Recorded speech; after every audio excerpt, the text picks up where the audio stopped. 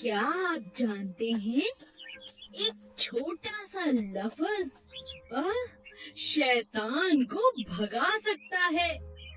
ये अहमद है, एक मासूम बच्चा, मगर एक गलती करता था।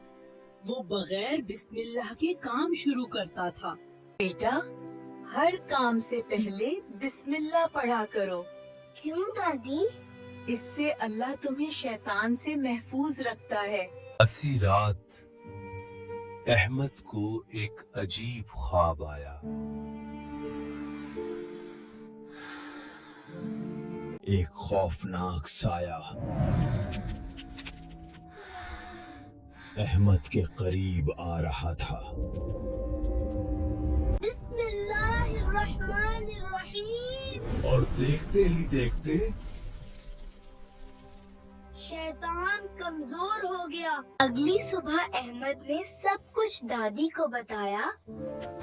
देखा बेटा, बिस्मिल्लाह की कितनी ताकत है। तब से अहमद हर काम बिस्मिल्लाह से शुरू करता है। आप भी याद रखें, बिस्मिल्लाह में बरकत और बिस्मिल्लाह पढ़ने से अल्लाह की रहमत शामिल होती है और शैतान हमसे दूर रहता।